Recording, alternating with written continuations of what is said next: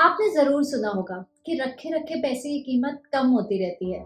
समझने के लिए, अगर साल 1992 में आपके पास 100 रुपए होते जिसे आपने 30 साल तक संभाल के रखा होता, और आज आप अगर उस 100 रुपए से कुछ खरीदते तो उस नोट की वैल्यू आज के हिसाब से बस 14 रुपए होती। कंफ्यूज्ड कि कैसे रखे हुए नोट की वैल्यू कम हो गई, क्योंकि है तो आज भी वो 100 रुपए का नोट ही। अब इसे दूसरे एंगल से समझते हैं। अगर कोई चीज तब आपने 14 रुपए की खरीदी होती, तो वही चीज आज आपको 100 रुपए में मिलती। यानी आज के 100 रुपए 1992 के 14 रुपए के बराबर है। ये जो रुपए की वैल्यू में डेप्रिसिएशन होती है, ये है इन्फ्लेशन का कमाल। इन्फ्लेशन यानी महंगाई, जिसे साल भर साल सारी चीजें महंगी होती रहती है हम सबके लिए। इन्फ्लेशन बहुत इंपॉर्टेंट मुद्दा है इंडियन पॉलिटिक्स में। आपको 2014 का बीजेपी का कैंपेन तो याद ही होगा। बहुत हुई महंगाई की मार, अब की बार मोदी सरकार। कई लोगों का मानना है कि एक मेन रीजन जिसकी वजह से यूपीए की सरकार 2014 का इलेक्शन हारी थी, वो था महंगाई यानी इन्फ्लेशन। इंडिया में जब भी इन्फ्लेशन 10% से ऊपर गया है तो सरकार के गिरने के चांसेस बढ़ जाते हैं। आप पावर तो छोड़िए, दूसरे देशों के एक्सपीरियंस ने दिखाया कि कैसे इन्फ्लेशन रिवोल्ट और रेवोल्यूशन लेके आ सकता है। Venezuela, Congo, Indonesia, Zimbabwe, French revolution से लेकर अरब स्प्रिंग और अभी हाल ही में श्रीलंका। इन्फ्लेशन वो चीजें कर सकती है जो बड़े बड़े ऑपोजिशन लीडर नहीं कर पाते। आप सोच रहे होंगे कि इन्फ्लेशन होता क्यों है, कौन करा रहा है इन्फ्लेशन को? क्या सरकार में बैठे कुछ लोग अपनी मनमर्जी से चीजों के दाम बढ़ाए जा रहे हैं? नहीं, ऐसा नहीं है। इन्फ्लेशन के होने के पीछे कई रीजंस है, लेकिन तीन मेन रीजंस के बारे में बात करते हैं। पहला रीजन बड़ा सिंपल है, इकोनॉमिक बूम होना, यानी अच्छी इकोनॉमिक ग्रोथ होना। जब इकोनॉमिक ग्रोथ अच्छी होगी तो लोगों के हाथ में ज्यादा पैसे आएंगे। जब लोगों के हाथ में ज्यादा पैसे होंगे तो लोग अलग अलग चीजों पर ज्यादा पैसे खर्च करेंगे, यानी हर चीज की डिमांड बढ़ेगी इकोनॉमी में। जब डिमांड बढ़ेगी तो जो बिजनेसेस और कंपनीज इन चीजों को बना रहे हैं, वो देखेंगे कि हम इन चीजों के दाम बढ़ा सकते हैं और प्रॉफिट कमा सकते हैं, क्योंकि इतने लोग हैं खरीदने वाले, तो वो चीजों के प्राइस बढ़ा देंगे और इससे इन्फ्लेशन हो जाएगी यहाँ पर। इसको एक एग्जाम्पल के साथ अगर मैं समझाऊं तो इमेजिन करो एक होटल है जिसमें 50 रूम्स हैं। 50 में से 10 रूम्स लग्जरी रूम्स हैं और 40 स्टैंडर्ड हैं। जो भी लोग यहाँ रूम बुक कराना चाह रहे हैं, अगर इन सबके पास लग्जरी रूम लेने के पैसे हों तो सब लग्जरी रूम लेना चाहेंगे, लेकिन लग्जरी रूम तो बस 10 ही हैं। तो होगा क्या इस केस में? इसके रिस्पॉन्स में होटल लग्जरी रूम के रेट्स और बढ़ा देगा, ताकि जिनके पास और ज्यादा पैसे हैं वो ही लग्जरी रूम ले पाए। तो बेसिकली होटल के लग्जरी रूम के प्राइस में इन्फ्लेशन हो गई।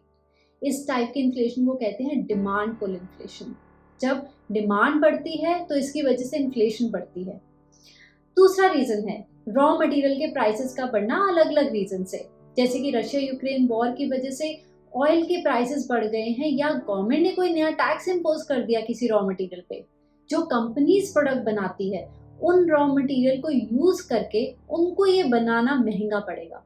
प्रॉफिट में रहने के लिए उन कंपनीज को अपने प्राइसेस भी बढ़ाने पड़ेंगे उन प्रोडक्ट्स के, जिससे इन्फ्लेशन होगी। इस इन्फ्लेशन को कॉस्ट पुश इन्फ्लेशन कहते हैं। और फाइनली तीसरा, हम सबकी सैलरीज का बढ़ना। मैं मजाक नहीं कर रही, इससे भी इन्फ्लेशन होता है। सैलरीज कई रीजन से बढ़ सकती है, जैसे पे कमीशन से गवर्नमेंट एम्प्लॉयज की सैलरीज बढ़ती है लगभग हर 10 साल में, या मिनिमम वेजेस के बढ़ने की वजह से, या इन्फ्लेशन की वजह से एम्प्लॉयज की सैलरीज कंपनीज बढ़ा देती हैं। जब कंपनीज एम्प्लॉयज की सैलरीज बढ़ाती हैं तो उन्हें प्रोडक्ट का प्राइस भी बढ़ाना पड़ता है प्रॉफिट में रहने के लिए। इससे जो इन्फ्लेशन होता है उसे कहते हैं बिल्ट इन इन्फ्लेशन। जैसे डिमांड पुल और कॉस्ट पुश इन्फ्लेशन होता है, जो पहले दो रीजन जिनकी हमने अभी बात करी। तो एम्प्लॉयज अपनी सैलरीज बढ़ाने के लिए बोलते हैं, जिससे कंपनीज को सैलरी बढ़ानी पड़ती है ताकि लेबर की शॉर्टेज ना हो। पर सैलरीज के बढ़ाने से फिर और इन्फ्लेशन बढ़ता है। तो एक तरह से स्पाइरल सा बन जाता है सैलरीज के बढ़ाने और इन्फ्लेशन में। और ऐसे ही अगर देश में अनएम्प्लॉयमेंट बहुत लो लेवल पर है तो कंपनीज के लिए एम्प्लॉयज को रिप्लेस करना बहुत मुश्किल हो जाता है। और ऐसे में एम्प्लॉयज को रिप्लेस नहीं किया जाएगा तो एम्प्लॉयज की सैलरी बढ़ानी पड़ेगी, और ये फिर से इन्फ्लेशन ट्रिगर कर देता है। वैसे एक और रीजन भी जिससे इन्फ्लेशन ट्रिगर हो सकता है, वो है करेंसी डेप्रिसिएशन। ये कई रीजन की वजह से हो सकता है, लेकिन सबसे इम्पोर्टेंट रीजन है सरकार की तरफ से ज्यादा नोट्स का प्रिंट किया जाना, जिससे वो करेंसी अपनी वैल्यू लूज कर दे। और ये काफी डेंजरस रीजन है, क्योंकि इसकी वजह से हाइपर इन्फ्लेशन भी ट्रिगर हो सकता है, जो पिछले कुछ सालों में वेनेजुला में देखने को मिला और 2008 में जिम्बाब्वे में हुआ था। अगर हमारे देश में इन्फ्लेशन 10% से ऊपर चला जाए तो लोग कहेंगे कि बहुत तेजी से इन्फ्लेशन बढ़ रहा है, बहुत ज्यादा महंगाई हो गई है। लेकिन वेनेजुला में 2016 से 2019 के बीच में इन्फ्लेशन 5 करोड़ परसेंट से भी ज्यादा था। और अगर जिम्बाब्वे की बात करें तो 2008 में जिम्बाब्वे की करेंसी ने इतनी स्पीड से अपनी वैल्यू लूज करे कि सरकार ने 1 मिलियन और 1 बिलियन डॉलर के नोट छापने शुरू कर दिए। और ऐसे जाते थे बच्चे दुकान से ब्रेड खरीदने के लिए। इवन 1 ट्रिलियन डॉलर का भी नोट था जिम्बाब्वेन डॉलर में। और उस 1 ट्रिलियन जिम्बाब्वे डॉलर की कीमत पता है क्या थी? बस $1। इस हद तक करेंसी वैल्यू लूज कर सकती है हाइपर इन्फ्लेशन के केस में। अगर प्रेजेंट डे यानी आज की बात करें तो हर देश में इन्फ्लेशन रेट ऊपर जा रहा है। कोविड पेंडेमिक के बाद जैसे जैसे इकोनॉमीज ओपन हुई तो डिमांड एकदम काफी बढ़ी है, और साथ ही यूक्रेन रशिया क्राइसिस की वजह से ऑयल के प्राइसेस बढ़े हुए हैं। इन दोनों वजह से डिमांड पुल और कॉस्ट पुश इन्फ्लेशन ट्रिगर हो गया है। यूएस, यूके और डेवलप्ड कंट्रीज में इन्फ्लेशन 10% तक टच कर गया और इंडिया में ये 8% तक पहुंच गया है। आप सोच रहे होंगे कि ऑप्टिमल लेवल क्या है इन्फ्लेशन का जो देश को रखना चाहिए। डेवलप कंट्रीज के लिए ये 2% है, जो डेवलप कंट्रीज के सेंट्रल बैंक्स और सरकारों ने डिसाइड किया है कि हमें 2% के अराउंड इन्फ्लेशन रेट को मेंटेन करना होता है। और अगर ये इससे ज्यादा हो जाता है तो इससे हम कम करने की कोशिश करेंगे, और अगर कम हो जाता है तो इसे बढ़ाने की कोशिश करेंगे। और इंडिया के लिए ये रेट 4% ±2% है। 2 से 6 के बीच में इंडिया का इन्फ्लेशन रेट रहे तो वो एक अच्छा इन्फ्लेशन रेट रहता है। इससे जो प्राइसेस होते हैं वो स्टेबल रहते हैं और अनएम्प्लॉयमेंट का लेवल भी कम से कम रहता है। आप सोच रहे होंगे कि कंट्री 0% या नेगेटिव इन्फ्लेशन रेट टारगेट क्यों नहीं करती? अच्छा नहीं होता अगर हर साल चीजों के दाम कम हो रहे होते? ऐसा इसलिए नहीं है क्योंकि अगर इन्फ्लेशन नेगेटिव होगा तो इससे इकोनॉमिक ग्रोथ कम होगी, क्योंकि लोगों की स्पेंडिंग कम होगी। हर कोई सोचेगा कि चीजें 1-2 साल बाद खरीदे जब उनके दाम कम हो जाएंगे। साथ ही कैसे लगेगा हम सबको अगर हर साल हमारी सैलरी कम हो रही होगी तो? इन रीजंस की वजह से कोई भी देश 0% या नेगेटिव इन्फ्लेशन को टारगेट नहीं करती।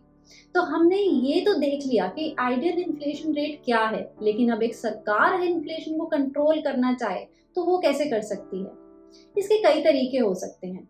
तो वैसे तो एक देश का सेंट्रल बैंक रिस्पॉन्सिबल होता है इन्फ्लेशन कंट्रोल करने के लिए। इंडिया के केस में ये रिजर्व बैंक ऑफ इंडिया है। आरबीआई इन्फ्लेशन रेट को कंट्रोल करता है अपने इंटरेस्ट रेट को बढ़ा के या घटाकर। अगर अपने इंटरेस्ट रेट बढ़ाएगा आरबीआई, जिससे रेपो रेट कहते हैं, जो कि बाकी बैंक्स को लोन दिए जा रहे हैं, तो कम बैंक्स लोन लेना चाहेंगे, और जो बाकी बैंक्स हैं वो अपने इंटरेस्ट रेट बढ़ाएंगे, जिससे कम लोग लोन लेना चाहेंगे, जिससे कम पैसा सर्कुलेशन में आएगा इकोनॉमी में। अगर आरबीआई अपने इंटरेस्ट रेट को कम करेगा तो ज्यादा लोग लोन लेना चाहेंगे इनडायरेक्टली थ्रू और बैंकों से, उससे इन्फ्लेशन ऊपर जाएगी। तो इंटरेस्ट रेट्स को ऊपर नीचे कर इन्फ्लेशन को कंट्रोल करा जा सकता है। लेकिन और भी कुछ तरीके हैं इसको कंट्रोल करने के। ज्यादा नोट्स प्रिंट करके भी इन्फ्लेशन कंट्रोल करा जा सकता है। ज्यादा नोट्स प्रिंट होंगे तो इन्फ्लेशन बढ़ेगा ऑब्वियसली। सरकार ज्यादा टैक्स लगाकर भी इन्फ्लेशन कंट्रोल कर सकती है, और ऐसे ही सरकार अपनी स्पेंडिंग कम और ज्यादा करके भी इन्फ्लेशन कंट्रोल कर सकती है। तो जितना भी आपने अभी तक वीडियो में देखा, आपको दिख रहा होगा कि इन्फ्लेशन और इकोनॉमिक ग्रोथ में डायरेक्ट रिलेशन है। अगर देश की इकोनॉमी ग्रोथ बढ़ेगी तो इन्फ्लेशन भी बढ़ेगा, और अगर इकोनॉमिक ग्रोथ नहीं होगी देश में, रिसेशन होगा, तो इन्फ्लेशन भी नीचे जाएगा। अब ये चीज जनरली होती है, लेकिन ऐसा हमेशा नहीं है। कभी ऐसा भी होता है कि इकोनॉमिक ग्रोथ नीचे जा रही है, देश रिसेशन में है और इन्फ्लेशन ऊपर जा रहा है। इस केस को कहते हैं स्टैगफ्लेशन। ये बहुत ही बुरी सिचुएशन है किसी भी इकोनॉमी के लिए। पर कैसे होता है ये? इसके पीछे कई रीजंस हैं कि देश में रिसेशन आ रखा है, लेकिन जो कॉस्ट पुश फैक्टर्स हैं, जो सेकंड रीजन मैंने वीडियो के शुरू में बताया था, रॉ मटेरियल की कॉस्ट बढ़ रही है।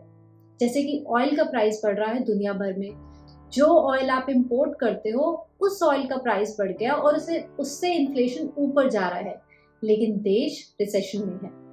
श्रीलंका आज के दिन स्टैगफ्लेशन की तरफ बढ़ रही है। ऐसा यूके ने 1970s में एक्सपीरियंस किया था, जब हाई इन्फ्लेशन था लेकिन इकोनॉमिक ग्रोथ बहुत कम थी। एक दूसरी तरफ से भी एक्सेप्शन होती है। एक देश में डिफ्लेशन हो रही है और उस देश में इकोनॉमिक ग्रोथ भी हो साथ साथ। ऐसा हुआ था यूएसए में 1870 से लेकर 1890 के बीच में। इस पीरियड को कहा जाता था द ग्रेट डिफ्लेशन। अराउंड 2% से चीजों के प्राइसेस कम हो रहे थे हर साल और इकोनॉमी बूम हो रही थी। लोगों के पास ज्यादा पैसे आ रहे थे, एम्प्लॉयमेंट बढ़ रही थी और बिजनेस के पास भी ज्यादा पैसे आ रहे थे। इसके पीछे रीजन बताया जाता था कि प्रोडक्टिविटी बढ़ रही थी। वो ऐसा टाइम था जब टेक्नोलॉजी प्रोग्रेस बहुत तेजी से हो रही थी। अब चाहे इन्फ्लेशन कितना ही जरूरी है इकोनॉमी के लिए, लेकिन अगर पर्सनल कॉन्सिक्वेंसेस पर आए तो इसका एक नेगेटिव ही असर कह सकते हो आप। हम जो पैसा सेव करते हैं वो ओवर टाइम वैल्यू लूज करता रहेगा और चीजों के प्राइसेस बढ़ते रहेंगे, महंगाई बढ़ती रहेगी। यही रीजन है लोग अपने पैसे को कैश में बेड के नीचे रखने की बजाय उस पैसे को अलग अलग जगह इन्वेस्ट करते हैं, जैसे कि गोल्ड खरीदते हैं उससे, क्योंकि ओवर टाइम गोल्ड का प्राइस टाइम के साथ बढ़ता रहता है। ऐसे ही कुछ लोग रियल एस्टेट प्रॉपर्टी खरीदते हैं, लेकिन आपके पैसे पे इन्वेस्टमेंट से जो एक्चुअल रिटर्न आता है वो है total return minus inflation minus tax. तो अगर आपने पैसा एफडी या सेविंग अकाउंट में रखा हुआ है लेकिन इन्फ्लेशन एफडी और सेविंग रिटर्न रेट से ज्यादा है तो आपका पैसा कम होगा हर साल। तो अगली बार जब आप इन्फ्लेशन नंबर्स को देखें तो ध्यान रखें कि आपका जो पैसा इन्वेस्टेड है वो एक्चुअल रिटर्न दे भी रहा है या नहीं। अगर आपको वीडियो इन्फॉर्मेटिव लगा हो तो प्लीज लाइक और शेयर कीजिए and please hit the subscribe button. Thank you and see you in the next video.